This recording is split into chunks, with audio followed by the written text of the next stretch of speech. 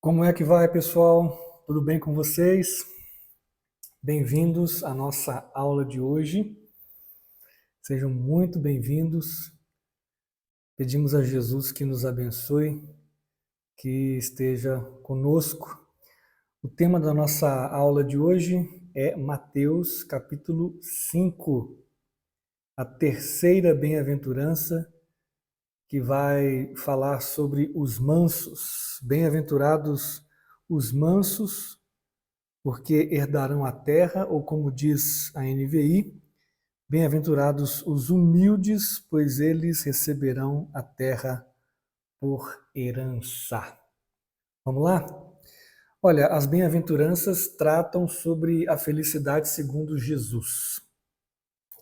E para um mundo que tanto busca a felicidade, trata-se de algo atual, algo extremamente relevante. Para este mundo, a felicidade está no ter e, consequentemente, no fazer, já que o que nós temos depende do que nós fazemos.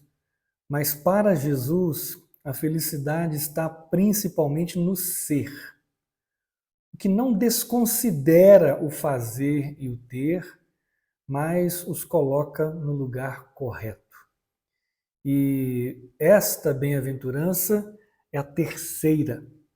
É o terceiro degrau de uma escada ascendente, a terceira faceta do caráter do discípulo de Jesus. E vejam só, os pobres em espírito choram. Os pobres em espírito choram e os que choram são mansos. Em outras palavras, os que reconhecem diante de Deus a sua pobreza espiritual são quebrantados e os quebrantados são mansos. Vamos ver então o que é ser manso. A palavra grega para mansos é praos, praos, ou até prais, depende aí da pronúncia. E essa palavra significa gentileza, bondade de espírito, humildade. Contudo, no contexto das bem-aventuranças, não se trata de uma característica natural, ou seja, aquela pessoa naturalmente mansa, não, mas de algo espiritual. O manso aqui, o gentil, o bondoso de espírito, o humilde, é com conotação espiritual. E há duas possibilidades de manifestação da mansidão. A primeira é para com Deus e a segunda é para com os homens. Vejamos então. Mansidão para com Deus seria aquela disposição de espírito com a qual nós aceitamos a forma de Deus de lidar conosco como a melhor, sem disputar ou resistir contra ele. E para mim, a melhor ilustração dessa mansidão é a de um cavalo adestrado ou amansado. O cavalo selvagem ou bravo não permite ser montado, não se permite ser guiado. Contudo, o cavalo adestrado ou amansado pode ser montado e conduzido. E eu me lembro da primeira vez, da primeira e única, aliás, ocasião na minha vida em que eu andei a cavalo. Foi na fazenda do pastor Oswaldo, há alguns anos. E na época, como eu era marinheiro de primeira viagem, ou melhor, cavaleiro de primeira viagem, me deram um cavalo mais manso que havia. Obviamente eu fiquei receoso de montá-lo, contudo, após alguns minutos de montaria, com mais confiança, fiquei impressionado. De fato, fiquei impressionado com a capacidade de obediência do animal. Ser manso para com Deus é algo semelhante a isso. Com todo respeito, né? Deus monta em nós e nos conduz conforme a sua vontade. E vejam só o que o Salmo 32, 8 a 10 fala sobre isso. O Salmo diz assim: Eu o instruirei e o ensinarei no caminho que você deve seguir. Eu o aconselharei e cuidarei de você. Não sejam como o cavalo ou o burro que não têm entendimento, mas precisam ser controlados com freios e rédeas, caso contrário não obedecem. Muitas são as dores dos ímpios, mas a bondade do Senhor protege quem nele confia. Então vejam que o salmista fala para nós não sermos assim cavalos ou burros rebeldes, selvagens, que não se submetem a Deus, que sejamos mansos, que sejamos mansos. E o próprio Jesus foi um grande modelo de mansidão para com Deus. Uma das principais ocasiões em que isso se manifestou foi no jardim do Getsêmani, pouco antes de sua morte, quando Jesus orou: Abba, Pai, tudo te é possível. Afasta de mim este cálice. Contudo, não seja o que eu quero, mas sim o que tu queres. Isso está em Marcos 14:36. Sobre a mansidão de Jesus, Isaías profetizou: ele foi oprimido e afligido e, contudo, não abriu a sua boca. Como um cordeiro foi levado para o matadouro e como uma ovelha que diante de seus tosqueadores fica calada, ele não abriu a sua boca.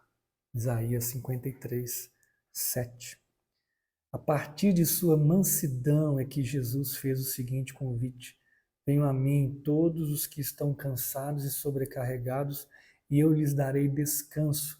Tomem sobre vocês o meu jugo e aprendam de mim, pois sou manso e humilde de coração, e vocês encontrarão descanso para as suas almas, pois o meu jugo é suave e o meu fardo é leve. Mateus 11:28-30.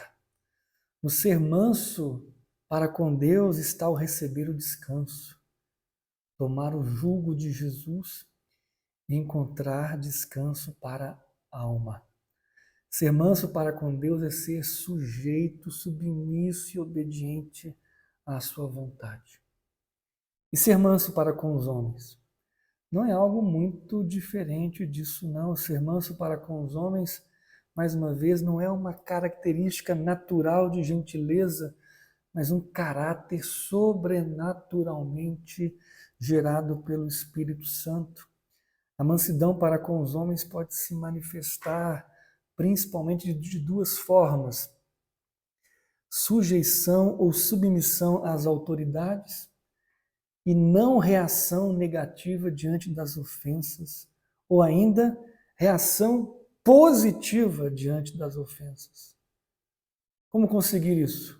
Impossível para nós mesmos.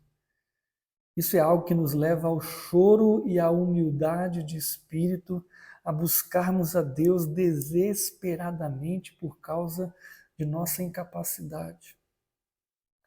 E o contrário também é verdadeiro. Para sermos mansos, é necessário que sejamos pobres em espírito e quebrantados. O texto diz que bem-aventurados os mansos, porque eles herdarão a terra. A bem-aventurança dos mansos está no herdar a terra. Eles herdarão a terra. Aqui, mais uma vez, se manifesta o caráter paradoxal das bem-aventuranças. Em nosso mundo, pensem comigo, quem são aqueles que tomam posse da terra? Os mansos? Não. Muito antes, pelo contrário. São os bravos, os violentos, os arrogantes, os conquistadores. Contudo, Jesus diz que no final das contas, os mansos é que tomarão posse da terra. E isso não porque irão conquistá-la, mas porque a receberão por herança. Qual a diferença entre conquista e herança? Em ambos os casos, se toma posse da terra. Contudo, na conquista, os agentes somos nós mesmos, enquanto que na herança o agente é Deus. Ele conquista e nos dá. É inevitável nos lembrarmos aqui da conquista da terra de Canaã. Como Josué e os israelitas tomaram posse da terra prometida, por si mesmos ou na obediência a Deus. Na história da conquista de Jericó, fica claro que a obediência deles a Deus é que fez a diferença. Deus lhes entregou a terra na medida em que foram obedientes. O caminho para tomarmos posse da terra, das nossas terras prometidas, está na nossa mansidão para com Deus, em nossa sujeição, submissão e obediência a Ele. Você quer ter uma vida de conquistas? Obedeça a Deus. Contudo, eu preciso dizer, não é exatamente esse o sentido do texto. De que herança e de que terra esse texto está exatamente falando? Olha, trata-se desta terra mesmo. Contudo, no futuro, o texto está dizendo que os mansos herdarão a terra. Todavia, não no estado em que se encontra hoje, mas restaurada.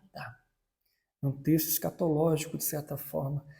Em 2 de Pedro 3, 7 a 13, está escrito: todavia, de acordo com a sua promessa, esperamos novos céus e nova terra onde habita a justiça. Em Apocalipse 21, 1 a 4, está escrito: então vi novos céus e nova terra, pois o primeiro céu e a primeira terra tinham passado e o mar já não existia. Ao contrário do que muitos pensam e dizem, não passaremos a eternidade com Deus no céu. Passaremos a eternidade com Deus na terra, na nova terra. Não somos nós que iremos para Deus, Deus é que virá para nós. A ideia de que passaremos a eternidade com Deus nos céus tem uma de suas origens no desprezo a tudo que é material, físico e terreno, por ser considerado mal, e na valorização de tudo que é espiritual e celestial, por ser considerado bom. Todavia, é importante fazermos uma distinção entre terreno e mundano. O que é essencialmente mal não é a Terra, o planeta, mas o mundo, o sistema que governa este planeta.